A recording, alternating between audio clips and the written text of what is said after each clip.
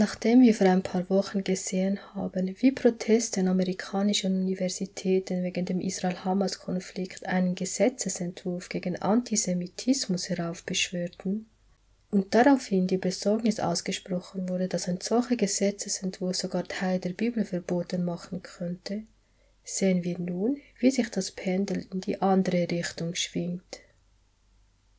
Der Bundesstaat Louisiana könnte bald die Aushängung der 10 Gebote in Klassenzimmern öffentlicher Schulen vorschreiben. Der von den Republikanern verfasste Gesetzentwurf fällt in eine neue Ära konservativer Führung in Louisiana. Auch die Legislative des Staates verfügt über eine republikanische Zweidrittelmehrheit und die Republikaner haben alle landesweiten Wahlämter inne, was den Gesetzgebern den Weg ebnet, eine konservative Agenda durchzusetzen. Dazu gehören ein Paket von Gesetzentwürfen gegen LGBTQ+, eine harte Politik zur Bekämpfung von Kriminalität, Maßnahmen zur Durchsetzung des Migrantenrechts und Gesetze, die den konservativen Plänen in Texas und Florida ähneln. Noch ein Artikel: Louisiana könnte bald der erste Bundesstaat sein, der öffentliche Schulen dazu verpflichtet, die 10 Gebote in jedem Klassenzimmer auszuhängen. Der von den Republikanern verfasste Gesetzentwurf erhielt die endgültige Genehmigung durch das Parlament des Staates und wird nun auf dem Schreibtisch von Gouverneur Jeff Landry landen. Darin wird vorgeschrieben, dass in allen öffentlichen Klassenzimmern vom Kindergarten bis zur staatlichen Universität die 10 Gebote in Plakatgröße und in großer, gut lesbarer Schrift angebracht werden müssen. Zu Recht fragt man sich nun auch, welche Version denn der 10 Gebote? Die Abgeordnete des Staates Louisiana, Dodie Horton, hofft und betet, dass Louisiana der erste Staat ist, der zulässt, dass der Moralkodex wieder in die Klassenzimmer zurückgebracht wird. Das Gesetz von Louisiana verlangt einen eindeutig protestantischen Text auf Grundlage der King James Bibel, die sich erheblich von den Katholiken, Juden und anderen verwendeten Versionen unterscheidet.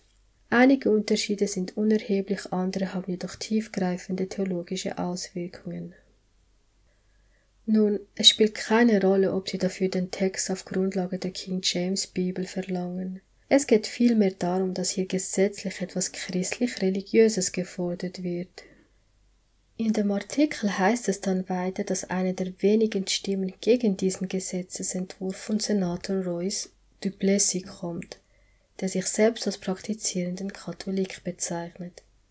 Er sagt: Ich musste die 10 Gebote nicht in der Schule lernen, wir gingen in die Sonntagsschule. Wenn Sie möchten, dass Ihre Kinder die 10 Gebote lernen, nehmen Sie mit in die Kirche. Und auch wenn er nicht sagt, in welche Kirche man gehen soll, so spricht er dennoch von der Sonntagsschule. Die Mehrheit der Protestanten dürfte damit auch kein Problem haben, weil sie alle den katholischen statt den biblischen Ruhetag ehren. Was wir hier beobachten können, ist einfach das, dass Amerika sich wieder mehr nach moralischen und in besonderem christlichen Werten sehnt. Nachdem man die Gesellschaft zuvor in die andere Richtung gepusht hat, wo sozusagen alles erlaubt ist mit dieser ganzen LGBTQ-Bewegung, einem Antisemitismusgesetz, das sogar die Bibel illegal machen könnte, ja sogar Kinder, die sich wie Tiere verkleiden und sich auch so benehmen und sich gegenseitig anbellen und andere Absurditäten, bis man so genug davon hat, dass man sich wieder in die andere Richtung bewegt. Nun verlangt man, dass man die 10 Gebote in den Schulen aufhängt. Auf einmal werden Stars gläubige Christen und verheimlichen es auch nicht. 2023, ein Jahr der Transformation und des Einflusses von Prominenten.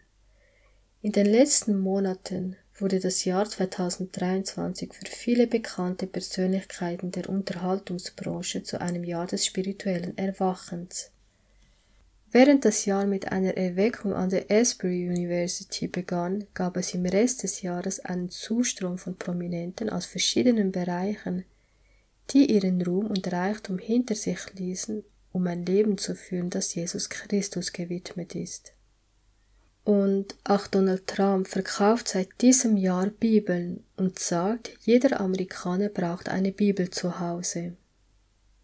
Bereits in der Vergangenheit sagte die Senatorin von Arizona, Sylvia Allen, dass sie eine Kirchenbesuchspflicht unterstütze.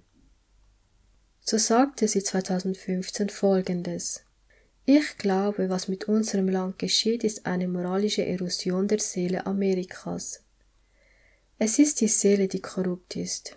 Ich weiß nicht, wie wir zu einer moralischen Wiedergeburt zurückkehren können, da wir die Religion bei jeder sich bietenden Gelegenheit langsam aushöhlen.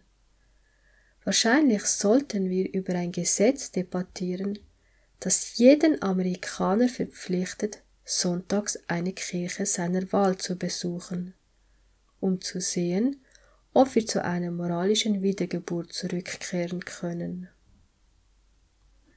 Ich denke, Amerika bewegt sich bereits in diese Richtung. Lasst uns Amerika wieder zum Beten bringen. So der republikanische Präsidentschaftskandidat der USA, Donald Trump. Nun, sollte er wiedergewählt werden als Präsident, wird das eine Empfehlung oder eine Aufforderung sein. Doch Gott zwingt nie das Gewissen oder den Willen. Satan benutzt hingegen immer Zwang und Grausamkeit, wenn er Menschen beherrschen will, die er sonst nicht verführen kann. Um dies zu erreichen, wirkt er durch kirchliche wie weltliche Behörden und beeinflusst sie, menschliche Gesetze durchzusetzen, um dem Gesetz Gottes zu trotzen. Es kommt die Zeit, in der kirchliche und staatliche Würdenträger sich zusammentun werden, um die Menschen dazu zu zwingen, den Sonntag zu heiligen. Kirchliche und staatliche Würdenträger werden sich zusammentun und Menschen bestechen, überreden oder zwingen, den Sonntag zu heiligen. Die Gewissensfreiheit, die so große Opfer gekostet hat, wird nicht mehr beachtet werden. Im bald kommenden Konflikt werden sich die Worte des Propheten erfüllen. Und der Drache wurde zornig über die Frau und ging hin zu kämpfen gegen die übrigen von ihrem Geschlecht, die Gottes Gebote halten und haben das Zeugnis Jesu.